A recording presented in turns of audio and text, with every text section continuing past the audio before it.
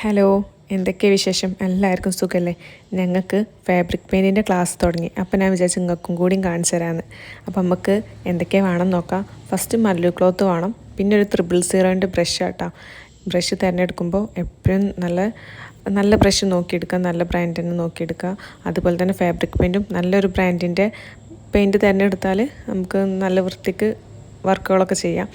ഇത് നമ്മൾ പെന്നുകൊണ്ട് വരക്കണ പോലെ ഇരിക്കണം. അതായത് നമ്മളെങ്ങനെയാണോ സ്റ്റാർട്ട് ചെയ്തത് ആ കട്ടി തന്നെ പാടുള്ളൂ കേട്ടോ. പെയിൻറ്റൊന്നും ഒരുപാട് വേണ്ട, ജസ്റ്റ് ഒന്ന് തൊട്ടില്ല എന്നുള്ള ഇതിൽ ബ്രഷിലാക്കിയാൽ മതി. എന്നിട്ട് ശ്രദ്ധിച്ച് വരക്കുക. നമ്മൾ എത്രത്തോളം ട്രൈ ചെയ്യണേ അപ്പോഴേ നമ്മളത് വൃത്തിയുള്ളത് കണ്ട. ഇതിൻ്റെ ഫ്രണ്ടാണ്, നമ്മളൊരു 5-6 ക്ലോത്തിലെങ്കിലും ചെയ്തിട്ടുണ്ടാവും. അത്രയും ടൈം എടുക്കും ഇതൊന്ന് ഒരേ ലെവലിലാവാൻ വേണ്ടിയിട്ട്. അപ്പം നമ്മൾ വരക്കുമ്പോൾ നമ്മളെ ശ്രദ്ധ മുഴുവനാവണം. അപ്പോഴാണ് നമ്മൾ ചെയ്യുന്ന വർക്ക് വൃത്തിയാവുള്ളൂ. നിർത്തി ചെയ്താൽ തന്നെ നല്ല ഭംഗിയിൽ കിട്ടും. അങ്ങനെ ഓരോരുത്തർ ട്രൈ ചെയ്തുകൊണ്ടിരിക്കുകയാണ്. കാരണം ഇത് എത്ര വട്ടം ചെയ്താലും അങ്ങോട്ട് പെർഫെക്റ്റ് ആവില്ല. അപ്പോൾ നമ്മൾ കൈവഴക്കം കിട്ടുന്ന വരെ വർക്കുകൾ ചെയ്തുകൊണ്ടിരിക്കുക.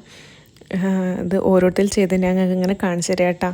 ഇങ്ങനെ കുട്ടി പിക്ചർ വരച്ചിട്ട് അതിൽ ചെയ്യുകയാണെന്നുണ്ടെങ്കിൽ നമുക്ക് അത് ഫുള്ള് ചെയ്തതിൻ്റെ ശേഷം പിന്നെ റെക്കോർഡൊക്കെ ചെയ്യുമ്പോൾ ഒന്നും കൂടി വൃത്തി ഉണ്ടാവും കേട്ടോ. ഇതൊക്കെ ഓരോരുത്തർ ചെയ്തതാണ്. അതേ കൈവഴക്കം വന്നതിന് ശേഷം ചെയ്തതാട്ടോ.